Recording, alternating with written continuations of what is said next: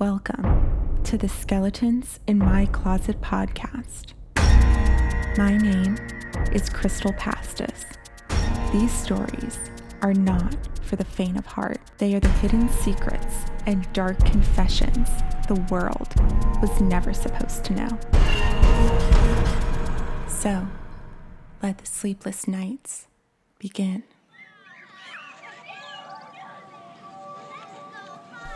I know you're gonna think I'm crazy. A monster even. A woman disguised as pure evil. I would too if someone told me what I had done. But if you knew why I did it, if you knew my story, I know you would side with me. I know you would have done the same thing. You see, it all started because of Halloween. It's my favorite time of the year. It's hard to put into words just why it's so magical. There's an electric feeling when you step outside, and in an instant, you know autumn is here. It's in the crisp fall air, all around you, as if the earth is letting out a sigh as the last stretches of summer pass. The chill engulfs your senses. You can feel it down to your core. It's in the changing of the leaves, as if the world is proving to you that there is still wonder and magic to be found. How suddenly everything looks like it's on fire, and you had no idea there were so many shades of orange and red. It's in the first taste of apple cider. The moment it hits your tongue, every good memory from autumn's long past come rushing back, showing you that they were never really gone. That those memories are just as alive as you are right now. It's in the smell of a pumpkin as you carve, elbow deep in seeds. It takes you back to a simpler time where getting dirty meant you were doing it right. And the enchantment in all of this is, you can't bottle it.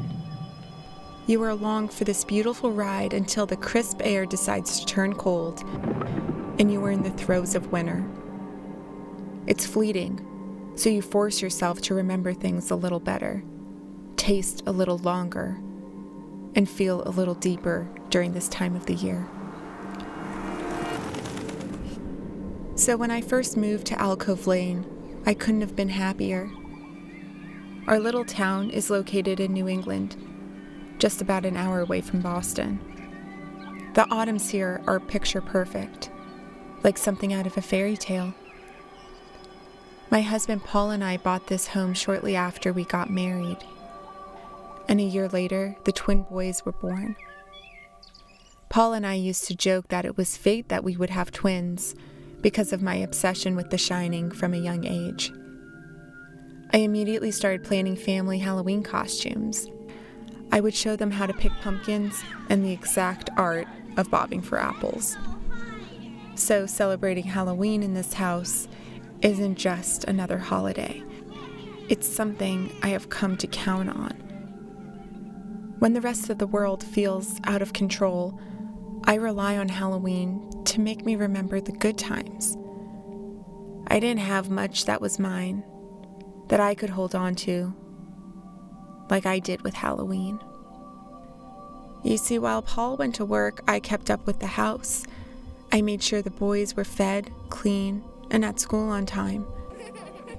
I helped them with their homework and drove them to soccer practice. I didn't really mind it, although I do sometimes fantasize about the career I could have had. But Paul and I decided having a family was more important, and my career could wait. I used to resent it. Sometimes I feel like life is happening all around me, and I was just working on making other people's dreams come true. So you see, that's why Halloween is so important to me. It was something all of my own, something I was better at than anyone else.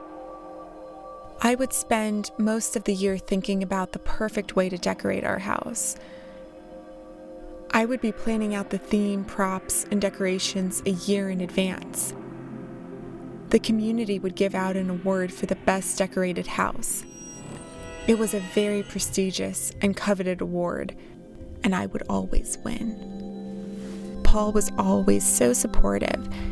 Every year he would frame the award, and we would hang them up in the hall. I had 9 awards, going for a perfect 10 streak. My winning decorations had become renowned. I was featured in our town's magazine in the list of homes you can't miss on your trick-or-treating route, and I was even being commissioned by the local news program to decorate their set for Halloween. Even our local university asked if I could teach the aspiring art majors how I was able to bring my ideas to life. I had started to make a name for myself. For once, I felt special. Life was perfect there. Everything was perfect.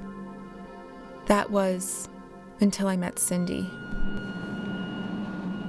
Cindy and Jonathan and their 2 daughters had moved next door over the summer.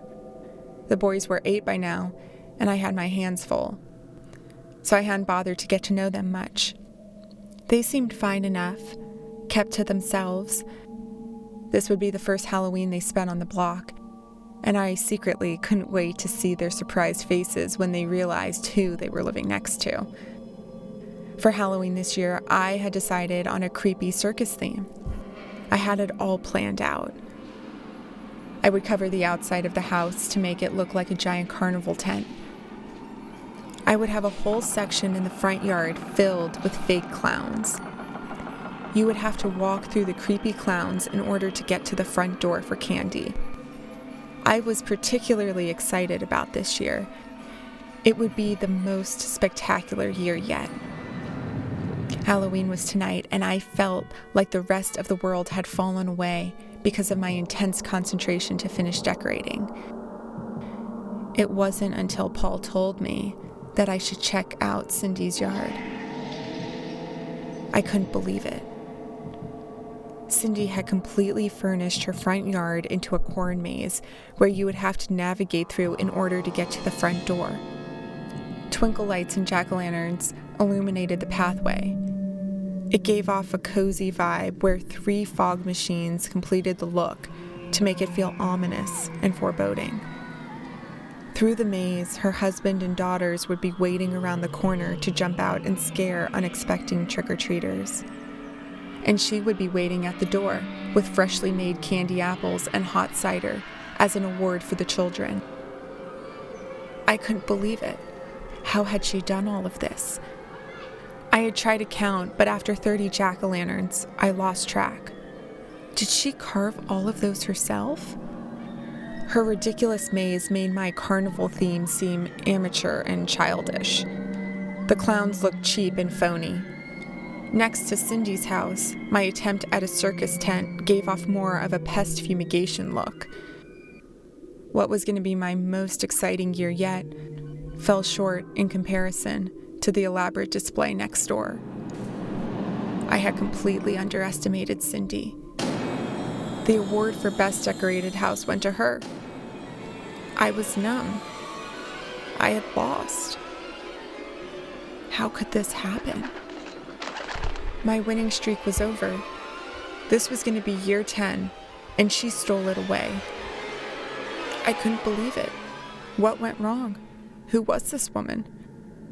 And worst of all, she knew she beat me. She never gloated, but I knew that's what she was thinking. It was in those casual smirks, the fake compliments, the snarky greetings. Paul said I was reading too much into it, that she was actually very nice. But he didn't understand. How could he side with her? She was the enemy. But I was determined. She would not beat me 2 years in a row. I had to work harder. So when the next Halloween rolled around, I knew what I was going to do. I was planning a classic haunted house theme. Everyone loves that. I couldn't go wrong. I was going to completely redecorate the facade of our house so it looked haunted and abandoned.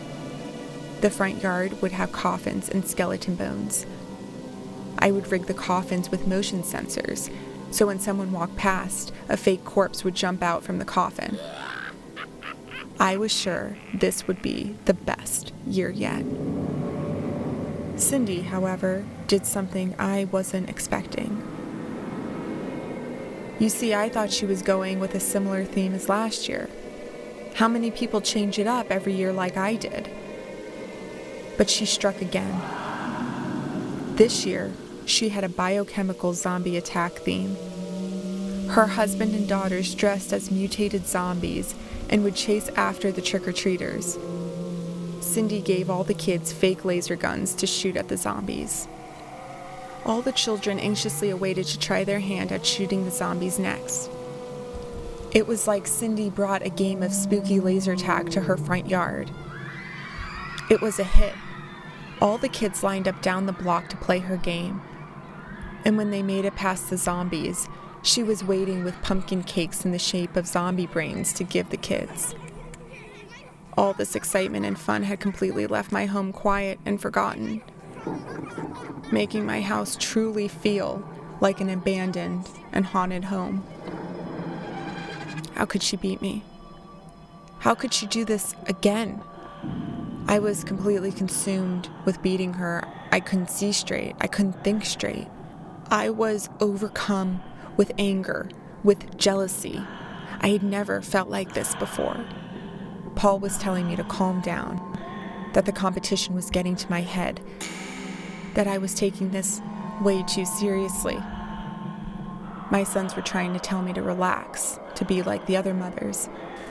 Paul was saying I was neglecting the rest of our life because of my obsession.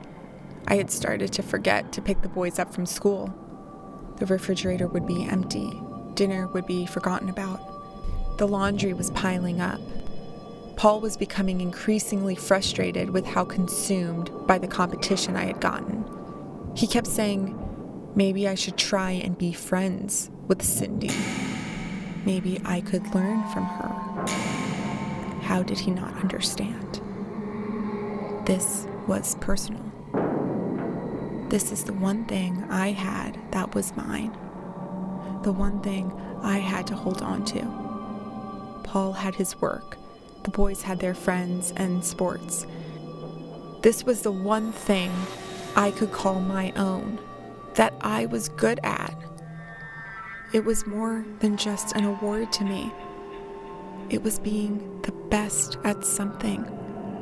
My whole life, I was always something to someone else. A wife to Paul, a mother to the twins. I always put everyone's dreams before my own. I always came second. I always fell in line. But on Halloween, I was something special. I felt recognized. People knew who I was, knew my talent. I didn't need a costume like everyone else. I could be myself, and for one day out of the year, that was enough for me. The next Halloween rolled around, and I knew the answer for this year. I knew what I had to do to win. I would not lose to Cindy again. I would not let this woman steal the only thing I had. No one would ever again question how far I would go to win. At 6 o'clock on Halloween night, I was standing by the window to watch the show. People gathered in groups to see what I had done. They were horrified. They couldn't believe the lengths I went to. They just stood in front of my house and stared, completely forgetting about Cindy's house, just like I knew they would. At first, it was just a few families, then more joined in to see it for themselves, too frightened to even speak. Some started vomiting right on the street. Mothers screamed when they realized what I had done. Fathers shielded their children's eyes, and some began running as fast as they could. No one dreamed I would ever take it this far. They all realized I had truly brought Halloween to life. So, I came up with the perfect idea, a Texas Chainsaw Massacre theme. The whole place would look like you stepped straight into the movie. I had everything perfectly planned out. I would have the barbecue smoking in the front yard. The sound of chainsaws would echo all around you. The pumpkins glowing in the firelight would look like they were covered in human skin. And instead of giving out candy, I would give out barbecue pieces of crispy meat. But this isn't what made it special. You see, it was all thanks to Paul and the kids. I realized the best decorations can't be store-bought. You see, I realized what Cindy had that I didn't. She always brought her family into her designs. They would enhance her house, be a part of the action. My family never did that. While I was slaving away with the decorations and handing out candy, Paul and the boys would be trick-or-treating, having a good time. And I was right. For me to win, they had to be a part of it. Paul thought I lost my mind. I had gone crazy, lost my grip on reality. I know they were screaming, telling me to stop. The boys kept saying I was hurting them. Paul was begging for their lives, that I was out of control. But I needed to do this. They had to understand that this was the only way to prove I was the best. That no one could take this away from me again. You see, I suspect that it was the smell of burning flesh that was making all those people throw up. Or the barbecued bodies of my family hanging from the trees. Or maybe it was me, covered in blood, standing at the front door with a tray of crispy, barbecued human meat to hand out to the trick-or-treaters. It was just the right touch on the nightmare I had created. It was a shame that after all of that, this was the year that Cindy had decided not to decorate her house. But it was all worth it anyway. So now you know my story, and I'm sure you understand that I'm not a monster, that I'm not crazy, and I know you would have done the same thing. Because have you ever wanted something so much that you could taste it? You would stop at nothing until it became yours again. Do whatever it takes.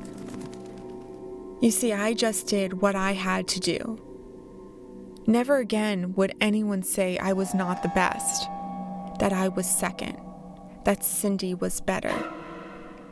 All they would ever say is I was truly the creator of nightmares, giving the people a Halloween spectacular they would never forget.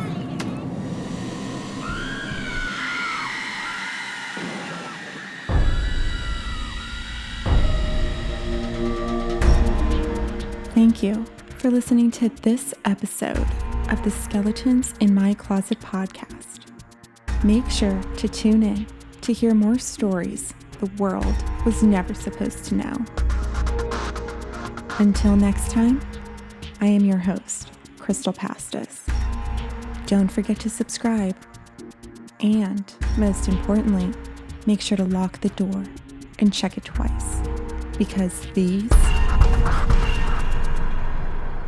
are the skeletons in my closet.